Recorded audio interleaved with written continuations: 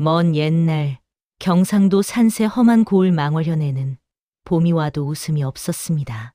병자호란의 상흔이 채 가시기도 전이었지요.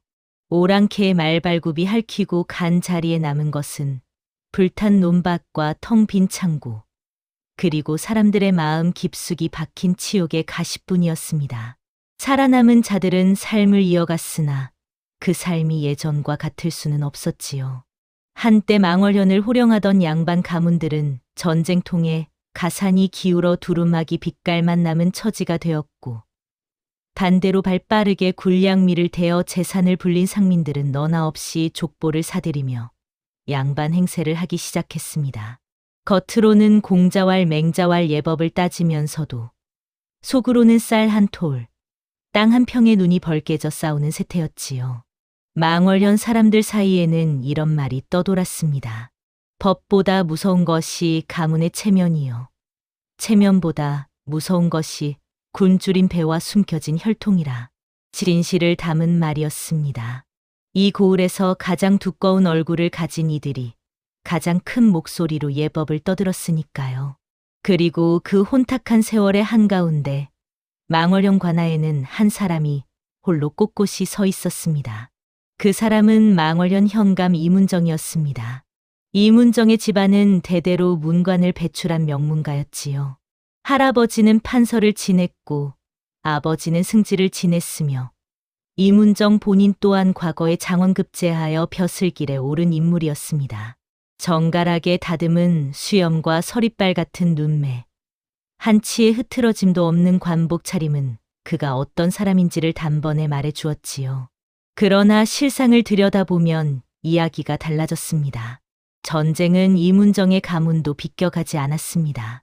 선대에서부터 이어온 논밭은 전쟁통에 절반이 넘게 타거나 버려졌고, 한양에 남아있던 가옥도 피란길에 잃어버렸지요. 가문의 명예는 높이 솟아 있었으나 그 명예를 바쳐 줄 재산은 이미 반쯤 무너진 상태였습니다. 이문정이 청렴을 고집한 것은 물론 타고난 성품 탓이기도 했지만 사실 탐할 여유조차 없는 처지이기도 했지요. 그는 날마다 새벽 첫 닭이 울기 전에 일어나 의관을 정제하고 직무를 시작했습니다. 아전들이 실수라도 하면 호된 꾸짖음이 관아뜰을 가득 채웠고, 고을 백성이 억울한 일을 호소하면 밤을 새워 사안을 살피는 것이 이문정의 방식이었지요. 고을 사람들은 그를 두려워했습니다. 그러나 두려움 속에 은근한 존경이 섞여 있었습니다. 적어도 이문정 앞에서는 돈이 있다고 억울함을 살 수 없었고, 권세가 있다고 죄를 덮을 수 없었으니까요. 다만 한 가지, 이문정에게는 굳건한 성벽에도 반드시 존재하는 문처럼 결코 무너뜨릴 수 없을 것 같으면서도 언제고 열릴 수밖에 없는 약점이 하나 있었습니다. 바로 외아들 이연이었지요. 관아 뒷마당에는 수령이 여러 바뀌는 동안에도 꿋꿋이 살아남은 매화나무 한 그루가 있었습니다. 이른 봄이면 다른 나무들이 채 눈도 뜨기 전에 홀로 흰 꽃을 피워 올리는 나무였지요. 이문정은 그 매화나무를 각별히 아꼈습니다. 매화처럼 세상의 차가운 바람에도 굽히지 않는 것이 선비의 도리라 여겼기 때문이었습니다. 그런데 어느 날 아침, 이문정은 뒷마당을 거닐다 이상한 것을 발견했습니다. 매화나무 아래 평평한 돌 위에 먹물이 채 마르지 않은 종이 조각이 놓여 있었습니다. 급히 주워 들어 읽어보니 그것은 시였습니다. 누군가 붓으로 정성스럽게 써 내려간 오원절구였지요. 봄 매화 홀로 피어 찬설이 두렵지 않으니 향기는 담을 넘어 그대 곁에 닿으리. 필체가 예사롭지 않았습니다. 삐뚤거리지 않고 단아하면서도 힘이 있었지요. 이문정은 미간을 좁히며 주위를 둘러보았습니다. 관아 뒷마당은 외부인이 함부로 드나들 수 있는 곳이 아니었습니다.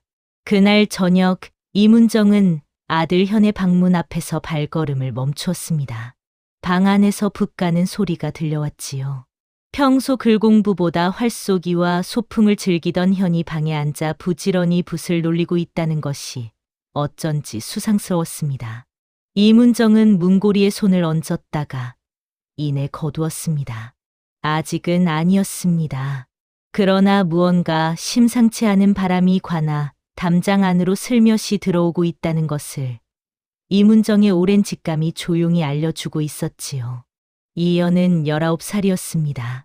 아버지 이문정이 돌처럼 단단한 사람이라면 아들 현은 봄바람처럼 자유로운 사람이었지요. 사서삼경보다 시와 그림을 좋아했고 과거 공부보다 고을 구석구석을 돌아다니며 사람 구경하는 것을 더 즐겼습니다. 관아에서 태어나 관아에서 자랐건만 담장 밖 세상에 대한 호기심이 언제나 담장 높이보다 높았지요. 현이 단이를 처음 만난 것은 그 해 이른 봄이었습니다. 현은 그날도 몰래 관아 뒷담을 넘어 고을 장터로 향하고 있었습니다. 마침 장날이었던지라 장터는 사람들로 북적였고 현은 그 틈을 신이 나서 헤집고 다녔지요. 그러다 한 귀퉁이에서 발걸음을 멈추었습니다. 허름한 멍석 위에 낡은 책 몇 권이 펼쳐져 있었습니다. 그 앞에 한 처자가 쪼그려 앉아 책장을 넘기고 있었지요. 무명 치마에 검은 머리를 단정히 따아 올린 차림이었는데 신분이 천한 것은 한눈에 알아볼 수 있었습니다. 그러나 책을 읽는 눈빛이 예사롭지 않았습니다. 현은 자신도 모르게 다가가 기웃거렸습니다. 무슨 책이요? 처자는 놀라지도 않고 고개를 들었습니다. 검고 맑은 눈이 현을 바라보았지요. 논어입니다. 논어를 읽을 줄 아시오? 읽을 줄 모르면 들고 있겠습니까? 짧고 단호한 대답이었습니다. 현은 순간 말문이 막혔다가 이내 웃음이 터져 나왔습니다.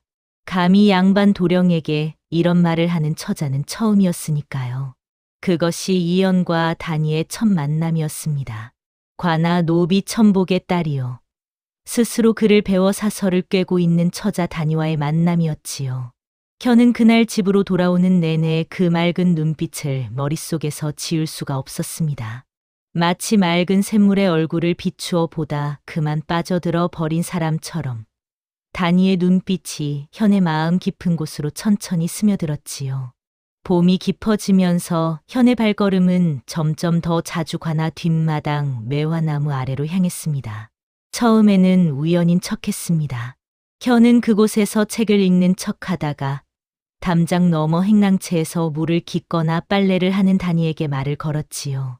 단이는 처음에는 짧게 대꾸하고 돌아서기를 반복했습니다. 신분의 차이를 누구보다 잘 아는 처자였으니까요. 그러나 현이 논어 한 구절을 잘못 풀이하자 단이는 참지 못하고 바로 잡아 주었습니다. 도령께서는 인이 부린 여외하를 어찌 읽으셨습니까? 그것은 이남이 없으면 얘가 무슨 소용이냐는 뜻이지. 얘가 없으면 이남도 없다는 뜻이 아닙니다. 현은 눈이 휘둥그레졌습니다.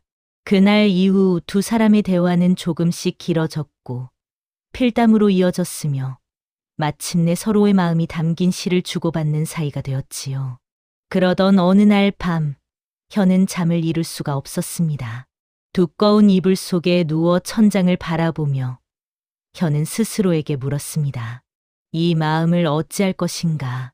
못 본 척하고 아버지가 정해주는 규수와 혼례를 치르면 그만인가?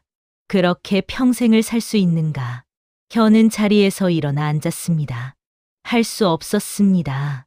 못 본 척이란 것은 처음부터 현의 방식이 아니었지요. 다음 날 아침, 현은 아버지 이문정의 집무실 문 앞에 두 무릎을 꿇었습니다. 마음에 둔 정인이 있습니다. 아버님, 소자 그녀가 아니면 혼례를 치르지 않겠습니다. 관아 집무실 안이 얼어붙었습니다. 이문정은 붓을 내려놓았습니다. 천천히, 매우 천천히 아들을 내려다보았지요. 현은 두 손을 바닥에 짚은 채 고개를 들지 않았습니다. 이문정의 눈매가 날카롭게 좁혀졌습니다. 어느 가문의 규수냐? 아버님, 먼저 소자의 말씀을 끝까지 들어주시옵소서. 어느 가문이냐고 물었다. 현은 숨을 한 번 깊이 들이쉬었습니다. 그리고 말했지요. 천복이의 딸, 단이입니다. 그 순간의 침묵은 폭풍 전의 바다와 같았습니다. 이문정의 얼굴이 붉어졌다가 하얗게 질렸다가 이내 보랏빛이 돌기 시작했지요. 뒷목에 손을 얹은 이문정이 자리에서 천천히 일어섰습니다. 천복이가 누구냐? 이 관아 마당쇠 천복이 말이냐? 예, 아버님. 그 노비의 딸을? 이문정의 목소리는 낮았으나 관아 마당까지 울릴 만큼 묵직했습니다. 혀는 고개를 더 깊이 숙였지요. 소자, 진심입니다. 이문정은 말을 잇지 않았습니다. 대신 손에 들고 있던 부채로 집무실 탁자를 한번 힘껏 내리쳤지요. 탁자 위의 벼루가 바닥으로 떨어져 산산조각이 났습니다. 그것이 이문정이 내린 첫 번째 답이었습니다. 혀는 그날로 관아 서쪽광에 갇혔습니다. 이문정은 아전을 불러 단이를 당장 행랑채 밖으로 내쫓으라 명했지요. 그러나 이상한 일이었습니다. 명을 받은 아전이 행랑채로 달려갔다. 돌아와서는 고개를 조아리며 아뢰었습니다. 사또 나으리, 천복이가 보이질 않사옵니다. 딸도 아비도 온데간데 없이 사라졌사옵니다. 이문정의 눈빛이 처음으로 흔들렸습니다. 천복과 단이가 사라진 지 사흘이 지났습니다. 그 사흘 동안 이문정은 잠을 거의 이루지 못했습니다. 낮에는 진무를 보는 척했지만 속은 끓어올랐지요. 분노인지 불안인지 스스로도 알 수 없는 감정이 가슴 안을 뒤흔들었습니다. 무엇보다 현이 걱정이었습니다. 광에 갇힌 아들이 밥을 먹지 않는다는 보고가 들어왔으니까요. 하루가 지나고 이틀이 지났지만 현은 밥상을 그대로 돌려보냈습니다. 물도 거의 마시지 않는다고 했지요.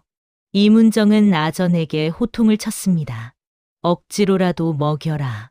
사또 나으리, 도련님께서 문을 안에서 걸어 잠그셨사옵니다. 이문정은 주먹을 꽉 쥐었습니다. 아들의 고집이 자신을 빼닮았다는 것을 그 누구보다 잘 알았기에 더욱 속이 탔지요.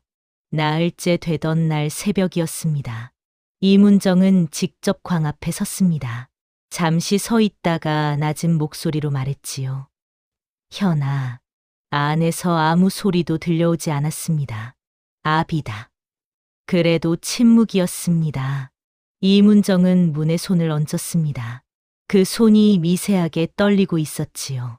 밥은 먹었느냐? 한참 만에 안에서 목소리가 들려왔습니다. 쉬고 거칠어진 목소리였지요. 아버님께서 소자의 청을 들어주신다면 먹겠습니다. 이문정은 입술을 꽉 다물었습니다. 오래도록 그 자리에 서 있었지요. 관아뜰에 새벽 안개가 깔리고 멀리서 달구는 소리가 들려왔습니다. 이문정은 결국 아무 말도 하지 않고 돌아섰습니다. 그러나 그날 이문정은 처음으로 천복이라는 인물에 대해 아전에게 이것저것 묻기 시작했습니다. 겉으로는 도망간 노비를 찾겠다는 명분이었지만 속으로는 단이라는 처자가 과연 어떤 아이인지 알고 싶었던 것이지요. 아전이 조심스럽게 아뢰었습니다. 천복이 어미는 단이를 낳고 일찍 세상을 떴다 하옵니다. 천복이가 홀로 딸을 키웠는데 어찌된 영문인지 그 딸이 글을 깨쳤다 하옵지요. 고을 서당 훈장께서도 단이의 글솜씨는 웬만한 도령들을 능가한다 하셨사옵니다. 이문정은 말없이 들었습니다. 또한 단이의 예법이 여느 양갓집 규수에 못지않다 하여 고을에서는 천복이가 어디서 딸을 어찌 가르쳤는지 이해해야 한다는 말이 있사옵니다. 이문정의 눈빛이 미묘하게 흔들렸습니다. 그것은 분노가 아니었습니다. 그보다 더 불편한 무언가, 즉 호기심이었지요.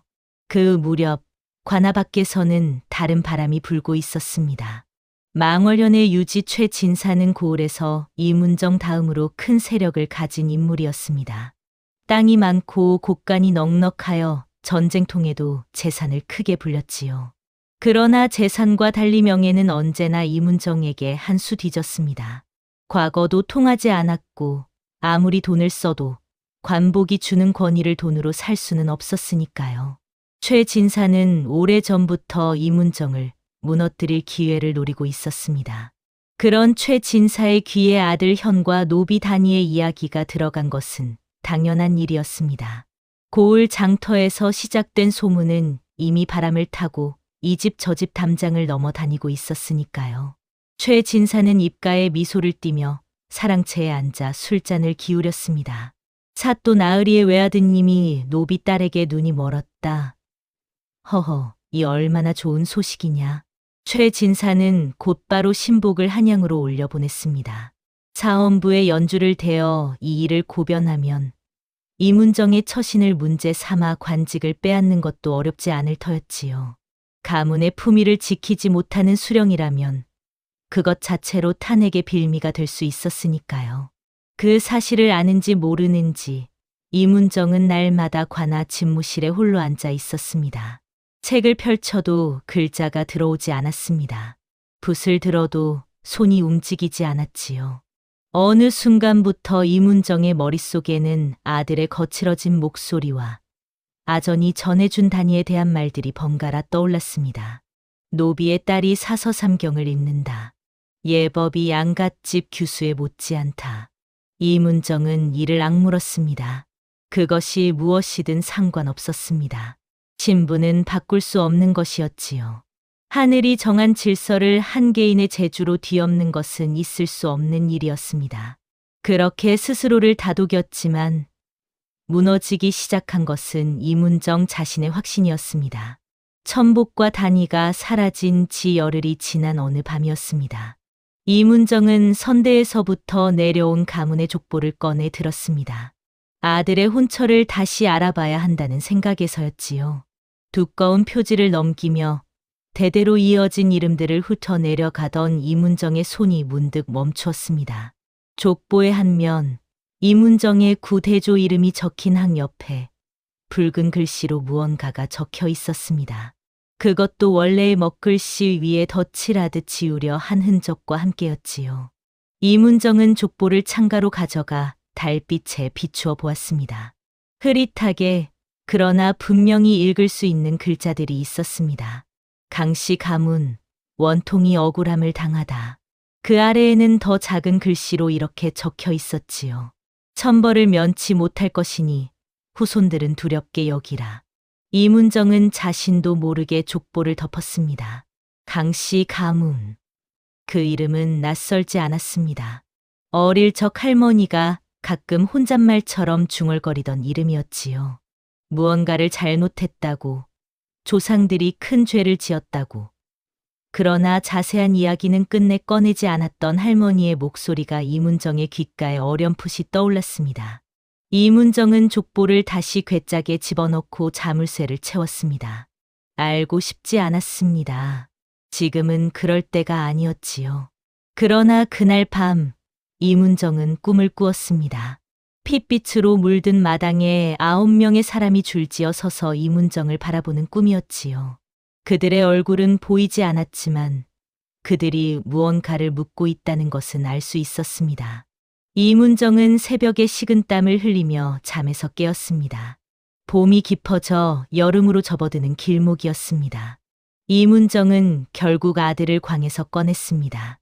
열흘이 넘는 단식으로 현의 볼이 쑥 들어가고 눈 아래가 거먹게 되어 버렸으니 아버지로서 더 이상 두고 볼 수가 없었던 것이지요.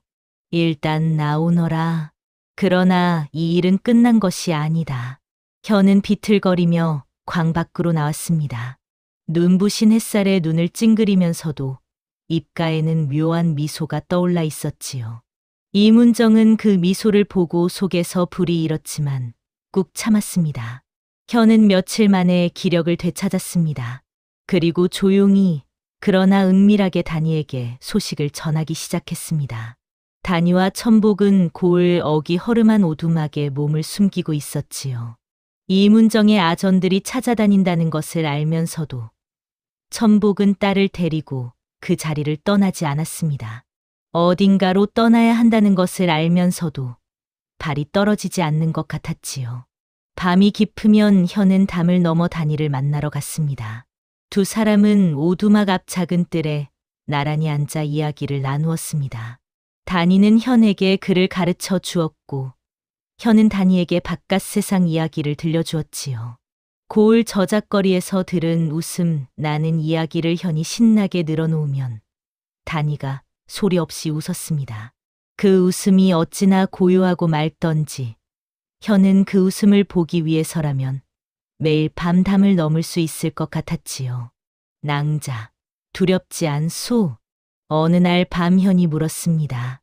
단이는 하늘의 달을 올려다보다 대답했습니다. 두렵지 않다면 거짓말이지요. 그러나 도령, 두렵다고 하여 피할 수만은 없는 것이 있습니다. 그것이 무엇이오? 단이는 현을 바라보았습니다. 달빛이 단이의 눈동자 안에 조용히 고여 있었지요. 진심이 그러합니다. 현은 그 말에 오래도록 아무 말을 하지 못했습니다. 두 사람 사이로 여름 밤바람이 조용히 지나갔지요. 풀벌레 우는 소리가 온 사방에 가득했고 달은 아무것도 모른 채 두 사람 위로 밝게 빛났습니다. 그것이 두 사람에게 가장 평화로운 밤이었습니다. 폭풍 앞에 바다가 잠시 잠잠해지듯 그 고요 속에 곧 닥칠 시련의 씨앗이 조용히 싹을 틔우고 있었지만 두 사람은 그것을 알지 못했지요. 그날 밤도 현은 담을 넘었습니다. 그러나 오두막에 도착한 현은 이상한 느낌을 받았습니다. 뜰이 너무 조용했지요. 풀벌레 소리도 바람 소리도 오두막 안에서 나는 기척도 없었습니다. 현은 서둘러 오두막 문을 두드렸습니다. 낭자, 나요. 현이요. 대답이 없었습니다. 현이 문을 밀자 삐걱거리며 열렸습니다. 안은 텅 비어 있었지요. 아직 따뜻한 화롯불에 재만이 남아있을 뿐 천복도 단이도 온데간데 없이 사라지고 없었습니다. 현은 뒤를 돌아보았습니다. 오두막 앞 흙바닥에 발자국들이 여럿 찍혀 있었습니다. 작은 발자국 둘과 큰 발자국 여럿이었지요. 큰 발자국들이 작은 발자국들을 에워싸듯 찍혀 있었습니다. 현의 가슴이 내려앉았습니다. 이문정이 보낸 아전들이 다녀간 것이 아니었습니다. 발자국의 방향이 관아 쪽이 아니라 고을 동쪽 최진산의 담장 방향을 향하고 있었으니까요. 현은 그 자리에서 뒤돌아 뛰었습니다. 밤중에 아버지의 집무실 문을 두드린 것은 현으로서도 처음 있는 일이었습니다. 아버님, 천복이가 사라졌습니다. 최진사 쪽에서 납치한 것 같사옵니다. 이문정은 잠에서 깬 얼굴로 현을 바라보았습니다. 그 눈빛에는 분노도 꾸짖음도 없었습니다. 다만 뭔가 계산하는 듯한 빠르게 돌아가는 눈빛이었지요. 근거가 있느냐? 발자국이 최진사 쪽을 향하고 있었사옵니다. 이문정은 천천히 자리에서 일어났습니다. 의관을 갖추는 손이 평소보다 빠르게 움직였지요. 그것을 보며 현은 처음으로 생각했습니다. 아버지도 두려울 수 있다는 것을 말이지요. 아전들을 깨워라. 이문정의 목소리는 낮았으나 단단했습니다. 천복이를 찾아야 한다. 현은 고개를 들었습니다. 아버지가 단이를 쫓아내려 했던 사람이라는 것을 알면서도 지금 이 순간만큼은 아버지가 든든했습니다. 두 사람이 처음으로 같은 방향을 바라보는 순간이었지요. 밖에는 비가 내리기 시작했습니다. 처음에는 가늘게, 그러다 이내 굵어지며 여름 밤하늘을 가르는 번갯불과 함께 천둥이 울렸습니다. 하늘이 내려앉은 듯 퍼붓는 장대비에 관아 마당이 순식간에 물바다가 되었지요. 천복은 최진산의 행랑채 뒷방에 묶여 있었습니다. 이문정이 아전 5을 데리고 최진산의 대문을 두드린 것은 이튿날 새벽이었습니다. 관아의 사또가 직접 찾아왔다는 말에 최진산은 당황했지만 이내 뻔뻔한 낯으로 나와 맞이했지요. 이 일은 새벽에 어인일이십니까? 사또 나으리. 천복이를 내놓으시오. 최진사의 눈썹이 가볍게 올라갔습니다. 천복이라니 저는 모르는 이름이옵니다. 증거를 가져왔소. 이문정은 아전이 들고 온 발자국 흔적과 인근 백성의 진술을 내밀었습니다. 최진사는 입술을 달싹이다. 결국 천복을 내어주었습니다. 그러나 그 얼굴에는 패배감보다는 오히려 기묘한 여유가 떠올라 있었지요. 사또 나으리, 천복이는 내어드리겠습니다. 그러나 나으리께서도 아셔야 할 것이 있습니다. 최진사는 품 안에서 낡은 괴짝 하나를 꺼냈습니다. 천복이를 데려오는 과정에서 그 오두막에서 이것이 나왔지요. 오래된 문서들입니다. 나으리의 가문과 관련이 있는 것 같아 보관하고 있었습니다. 이문정은 괴짝을 받아 들었습니다. 관하로 돌아와 자물쇠를 따고 안을 들여다본 순간 이문정의 손이 멈추었지요. 괴짝 안에는 오래된 땅 문서들이 빼곡했습니다. 먹이 바래고 종이가 사가 가는 문서들이었지만 내용은 또렷하게 읽혔지요. 망월현 일대의 땅 수십 마지기에 대한 소유권 문서였습니다. 그리고 그 소유자의 이름은 한결같이 강씨 가문이었습니다. 그 아래 작은 글씨로 적힌 기록이 있었습니다. 이문정의 구대조, 즉 이씨 가문의 선조가 강씨 가문과 짜고 관가에 무고를 넣어 강씨 가문의 재산을 빼앗고 그들을 영모죄로 몰아 관비 노비로 떨어뜨렸다는 내용이었지요. 이문정은 기록을 읽고 또 읽었습니다. 구대조가 찬탈한 땅이 지금 이씨 가문이 조상 대대로 물려받은 그 땅이었습니다. 이문정이 가문의 유산이라 여기던 것들이 사실은 남의 것을 빼앗아 쌓은 것이었지요. 그리고 그 피해를 입은 강씨 가문의 후손이 바로 천복이었습니다. 천복이 그리고 그의 딸 단이가. 이문정은 천천히 괴짝을 내려놓았습니다. 두 손이 떨리고 있었지요. 이문정은 그날 종일 집무실 문을 걸어 잠갔습니다. 밥도 드리지 말라 했지요. 아전들이 문 밖에서 조심스레 기척을 내었지만 이문정은 아무 말도 하지 않았습니다. 집무실 안에 홀로 앉아 이문정은 천장을 바라보았습니다. 대들보 위로 먼지가 앉아 있었지요. 이 관아를 처음 부임해 와서 구석구석 둘러보던 날이 떠올랐습니다. 그때 이문정은 이 자리가 자랑스러웠습니다. 대대로 문관을 배출한 명문가의 후손으로서 이 관복이, 이 직위가 가문의 빛이라 여겼지요. 그러나 지금 이문정이 알게 된 것은 그 빛이 피로 물든 것이라는 사실이었습니다. 저물녘이 되어서야 이문정은 자리에서 일어났습니다. 천복을 불러오라 했지요. 천복은 묶였던 손목에 아직 붉은 자국이 남아있는 채로 집무실에 들어섰습니다. 이문정 앞에 엎드리려 하자 이문정이 낮은 목소리로 말했습니다. 엎드리지 말게. 천복이 멈추었습니다. 이문정은 천복을 똑바로 바라보았지요. 자네가 강씨 가문의 후손인가? 천복의 눈에 무언가가 지나갔습니다. 오랜 시간 깊이 묻어두었던 것이 수면 위로 올라오는 것 같은 눈빛이었지요. 예, 나으리. 이문정은 오래도록 말이 없었습니다. 그러다 입을 열었지요. 미안하네. 천복이 눈을 크게 떴습니다. 이문정은 시선을 돌렸지요. 자세한 것은 아직 모두 알지 못하나 내 선조가 자네 가문에 씻을 수 없는 죄를 지었다는 것은 알겠네. 그 죄를 내가 갚을 수 있는지는 모르겠으나 이 말만은 해야겠네. 집무실 안에 침묵이 흘렀습니다. 천복은 이문정을 바라보다 조용히 고개를 숙였습니다.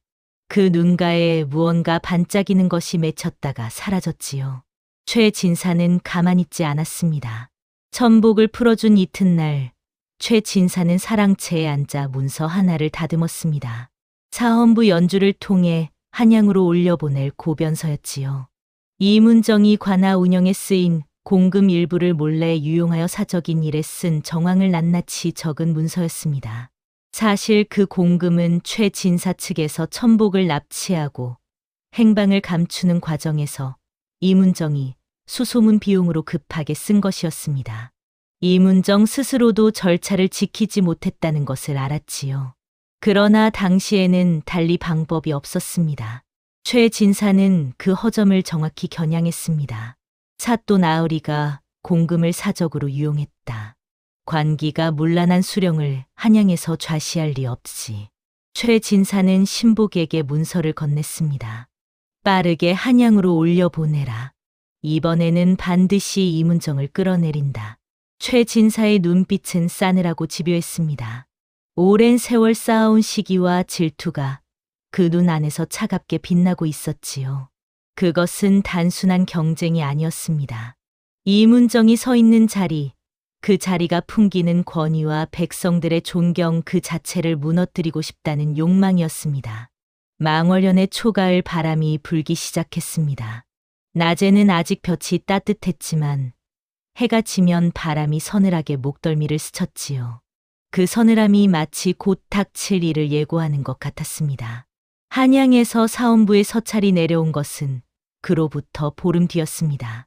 공금 유용 혐의에 대한 조사를 위해 관찰사가 파견된다는 내용이었지요. 이문정은 서찰을 받아들고 한참을 서 있었습니다. 아전들이 눈치를 보며 주위를 서성였지만 아무도 입을 열지 못했습니다. 이문정이 서찰을 내려놓으며 말했습니다. 관찰사 나으리를 맞을 준비를 하라. 그게 전부였습니다. 흔들리는 기색도 당황하는 기색도 없었지요. 그러나 그날 밤 이문정은 오래도록 잠을 이루지 못했습니다. 이불 안에서 눈을 뜨고 누워 천장을 바라보며 지난 수십 년을 떠올렸지요. 청렴하게 살았다 자부했습니다. 백성을 아꼈다 자부했습니다. 그런데 지금 돌아보니 그 청렴함의 밑바닥에 선조들의 죄가 숨어 있었고 그 백성을 사랑하는 마음 뒤편에 가문의 명예를 지키려는 오기가 도사리고 있었습니다. 시련은 하나가 아니었습니다. 관찰사 파견 소식이 고을에 퍼지자 이문정을 따르던 아전들이 하나둘 눈치를 보기 시작했습니다. 줄을 잘못 서면 함께 처벌받을 수 있다는 두려움 때문이었지요. 이문정 측 아전 중 몇이 최 진사 쪽으로 붙어버렸다는 소문도 들려왔습니다. 아들 현도 그 소식을 들었습니다. 현은 단이를 찾아가 사실을 전했지요. 낭자, 내 아버지가 어려운 처지가 되셨소. 그러나 나는 낭자를 포기할 수 없소. 단이는 현의 말을 듣고 한동안 말이 없었습니다. 그러다 조용히 입을 열었지요.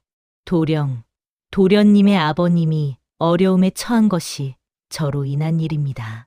제가 이 고을을 떠나면 일이 수습될 수도 있지 않겠습니까?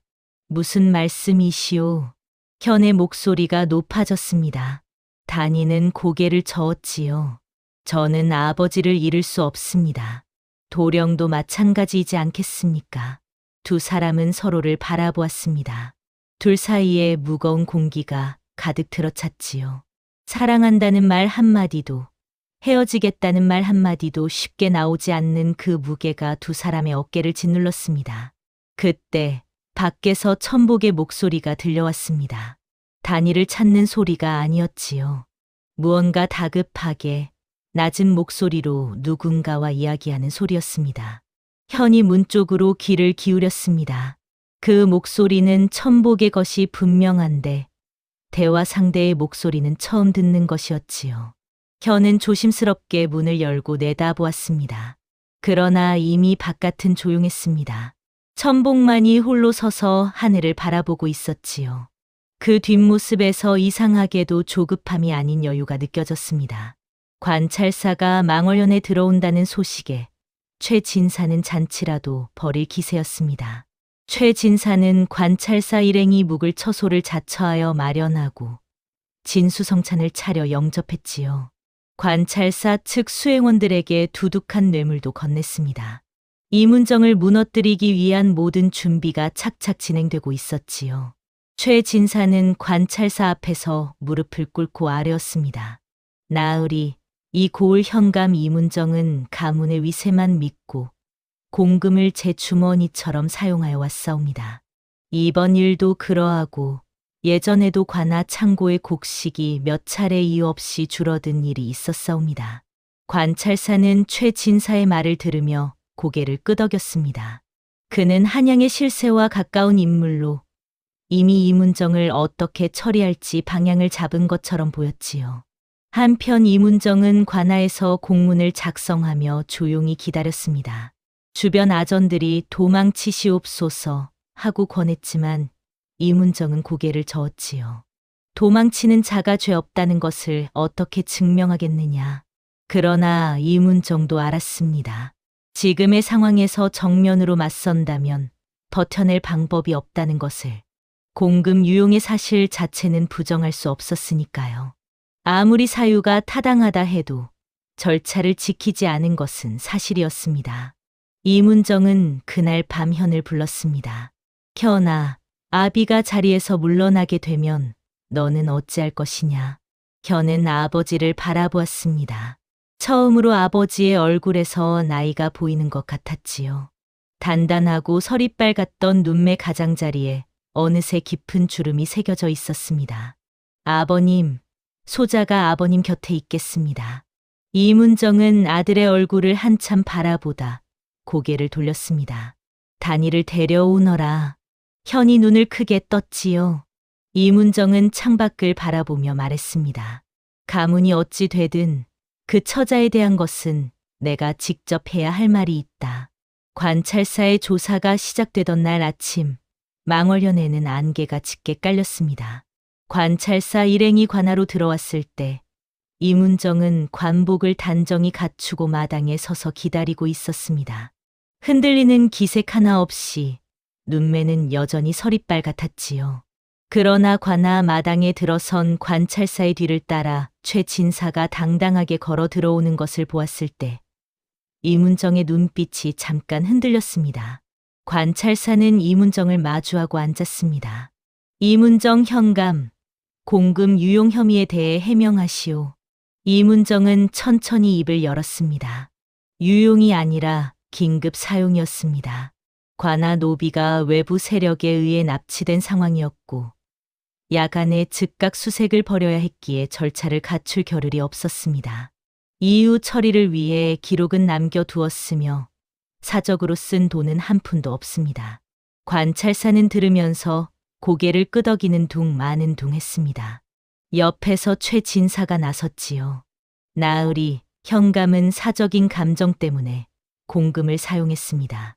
납치당한 노비가 다름 아닌 현감 아드님의 정인 아비이기 때문이옵니다. 신분을 어기고 노비와 혼사를 꾸미는 파렴치한 가문의 행태를 눈감아 주시면 이 고을 기강이 무너지오이다. 관아 마당이 술렁였습니다. 이문정의 눈매가 좁아졌습니다. 최 진사, 입을 조심하시오. 어허, 사실을 말하는데 무엇이 잘못이오이까. 나으리, 이 고을에서는 사또 아드님이 노비 딸을 아내로 맡겠다며 단식까지 벌였다는 것이 이미 장터에 파다합니다. 관찰사는 이문정을 바라보았습니다. 사실이요? 이문정은 잠시 침묵했습니다. 그 침묵이 길었지요. 관아 마당을 감싼 가을 안개가 천천히 걷히고 있었습니다. 이문정은 숨을 한 번 들이쉬었습니다. 그리고 입을 열려는 찰나였습니다. 관아 바깥에서 갑자기 소란이 일었습니다. 대문 쪽에서 아전들의 목소리가 뒤섞이더니 이내 대문이 활짝 열렸지요. 그 안으로 한 사람이 걸어 들어왔습니다. 낡은 배옷 차림이었습니다. 얼굴에는 깊은 주름이 새겨진 중년의 사내였지요. 그러나 그 걸음걸이가 예사롭지 않았습니다. 흔들림 없이 곱고 어떤 두려움도 담기지 않은 발걸음이었지요. 사내는 관아 마당 한복판에서 멈추었습니다. 그리고 품 안에서 무언가를 꺼내 높이 치켜들었습니다. 둥근 나무패였습니다. 햇빛에 번쩍이는 그것에 새겨진 문양을 본 관찰사의 얼굴이 굳었습니다. 아전들이 일제히 무릎을 꿇었지요. 최 진사는 눈을 동그랗게 뜨며 뒤로 물러섰습니다. 마패였습니다. 사내가 낮고 또렷한 목소리로 말했습니다. 수령은 들으라. 그 목소리는 천복의 것이었습니다. 이문정의 눈이 천천히 커졌습니다. 마당에 선 천복, 아니 마패를 든 그 사내를 바라보는 이문정의 얼굴에 지금까지 보인 적 없는 표정이 떠올랐습니다. 놀라움도 아니고 분노도 아닌 무언가 깊은 곳에서 무너지는 것 같은 표정이었지요. 천복은 마패를 들고 관아 마당 한가운데 서서 관찰사를 바라보았습니다. 본인은 주상 전하의 명을 받아 이 고을의 실태를 조사하기 위해 파견된 암행어사이오. 관찰사 나으리, 먼저 나으리부터 이 자리에 앉아 주시기 바라오. 관찰사의 얼굴이 새하얗게 질렸습니다. 최 진사는 그 자리에서 두 다리가 풀려 주저앉았지요. 이문정은 천복을, 아니 암행어사를 바라보며 오랫동안 아무 말도 하지 못했습니다. 그 시간 동안 관아 마당에는 바람 한 점 불지 않았지요. 안개는 이미 완전히 걷혀 있었고 가을 하늘이 높고 맑게 펼쳐져 있었습니다. 모든 것이 한순간에 뒤집혔습니다. 천복은, 아니 암행어사는 그 자리에서 모든 것을 밝혔습니다. 그는 참으로 강씨 가문의 후손이었습니다. 다만 단순한 후손이 아니었지요. 어릴 적부터 무예와 학문을 익혀 관직에 나아갔고 이씨 가문의 선조가 강씨 가문의 저지른 죄를 밝혀 가문을 복권하겠다는 뜻을 품은 채 수년을 준비해왔습니다. 그러던 중 주상 전하로부터 경상도 일대의 탐관오리를 조사하는 암행어사직을 받았지요. 천복은 그 기회를 놓치지 않았습니다. 노비로 신분을 위장하여 망월령 관아에 들어간 것이었습니다. 이문정이 어떤 사람인지, 정말로 가문의 죄를 모르는 채 살고 있는지, 혹은 알면서도 묻어두고 사는지를 직접 눈으로 확인하기 위해서였지요. 본인은 수년간 나으리를 지켜보았습니다. 천복이, 암행어사가 이문정을 바라보며 말했습니다. 나으리는 청렴하였습니다. 가혹하지 않았으며 백성을 함부로 다루지 않았습니다. 그러나 가문의 권위를 금과 옥조처럼 여기는 오기가 있었지요. 과연 그 오기가 진실 앞에서 어떻게 달라지는지 보고 싶었습니다. 이문정은 아무 말도 하지 않았습니다. 아드님과 다니의 일은 본인이 예상하지 못한 일이었습니다. 그러나 그 일을 대하는 나으리의 태도를 보며 본인은 나으리가 어떤 사람인지를 알게 되었습니다. 이문정이 입을 열었습니다. 나는 처음에 다니를 내쫓으려 했소. 알고 있습니다. 그 아이를 노비의 딸이라 여겼소. 알고 있습니다. 그러나 이문정은 잠깐 멈추었습니다. 괴짝 속 문서를 보고 나서 나는 다니를 다시 보았소. 그리고 부끄러웠소. 내 선조의 죄 위에 내가 서 있다는 것이. 관아 마당에 침묵이 흘렀습니다. 이제 모든 복선이 하나로 이어졌습니다. 족보에 붉은 글씨로 적혀 있던 지워진 이름. 그것이 바로 강씨 가문의 이름이었습니다. 눈먼 점쟁이 노인이 말했던 9대의 원호는 이씨 가문의 선조가 억울하게 죽인 강씨 가문 사람들을 뜻하는 것이었지요. 그리고 천복이 오두막에 남겨두었던 괴짝은 어사로서 이문정 앞에 증거를 내놓기 위해 미리 준비해 둔 것이었습니다. 모든 것이 처음부터 설계된 것이었지요. 그러나 하나 처음부터 설계되지 않은 것이 있었습니다. 이희연과 다니의 마음이었습니다. 암행어사 앞에서 최진사는 이미 두 다리를 잃은 사람 같았습니다. 주저앉은 채 떨리는 목소리로 억울함을 호소했지만 천복이 가져온 증거 앞에서는 어떤 말도 통하지 않았지요. 천복이 수년간 모아온 증거들은 촘촘하고 빈틈이 없었습니다. 최진사가 이문정을 음해하기 위해 사헌부에 거짓 고변을 넣은 것, 관아 관련 허위 진술을 꾸며낸 것, 천복을 납치하여 협박한 것, 오래전부터 고을 백성의 재물을 갈취하고 억울한 송사에서 돈을 받고 판결을 뒤집은 것, 이 모든 것이 낱낱이 기록으로 남아 있었습니다. 관찰사는 최진사에게 사전에 뇌물을 받은 사실도 밝혀졌습니다. 관찰사는 얼굴이 햇빛이 되어 감히 변명도 하지 못했지요. 천복은 마패를 들고 차분하게 명을 내렸습니다. 최진사는 관아 자금 무고, 백성 갈취, 증인 납치의 죄로 유배에 처한다.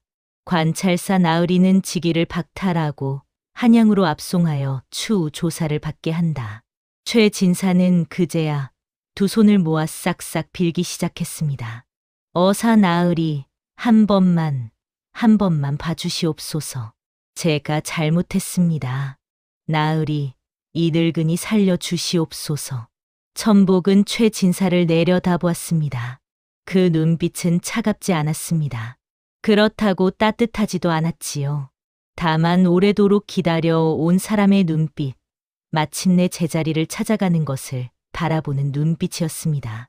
죄는 반드시 그 값을 치르는 법이오. 최진사는 포졸들에게 양팔을 잡혀 관아 마당을 끌려나갔습니다. 고을 사람들이 관아 담장 밖에 모여 그 모습을 지켜보았지요. 수군거림과 탄식이 섞였지만 그 안에 통쾌함도 분명히 있었습니다. 오랫동안 최진사에게 억눌려 왔던 백성들이 서로 눈을 마주치며 안도의 한숨을 내쉬었지요. 이문정은 그 모습을 관아 마당에 서서 조용히 지켜보았습니다. 그의 얼굴에는 통쾌함이 없었습니다. 그보다 더 조용하고 더 무거운 무언가가 자리 잡고 있었지요. 모든 것이 지나간 가을 어느 날, 망월령 관아 뒷마당에 두 사람이 나란히 앉아 있었습니다. 이문정과 천복이었지요. 두 사람 앞에는 낚싯대가 하나씩 드리워져 있었습니다. 관아 뒤편 작은 연못에서의 낚시는 이문정이 오랫동안 즐겨온 소일거리였는데 오늘은 천복이 자리를 함께 했습니다. 두 사람은 오래도록 말이 없었지요. 물 위에 늘어진 낚싯줄이 가을 바람에 가볍게 흔들렸습니다. 먼저 입을 연 것은 이문정이었습니다. 사돈, 이번엔 내가 졌소. 천복이 잠깐 웃었습니다. 소리 없이 그러나 따뜻하게 웃었지요. 나으리께서 지신 것이 아닙니다. 오래된 것이 제자리를 찾아간 것입니다. 이문정은 낚싯대를 손에 쥔 채 물을 바라보았습니다. 나는 평생 가문의 이름을 지키는 것이 도리인 줄 알았소. 선조가 물려준 것을 보존하는 것이 후손의 의무인 줄 알았지요. 그러나 선조가 물려준 것이 남의 것이었다면 그것을 지키는 것이 도리가 아니라 죄였소. 천복은 아무 말도 하지 않았습니다. 그 침묵이 이문정의 말을 묵묵히 받아들이는 것 같았지요. 내 아들과 낭자가 잘 살기를 바라오. 그리 될 것입니다. 두 사람은 다시 잠시 말이 없었습니다.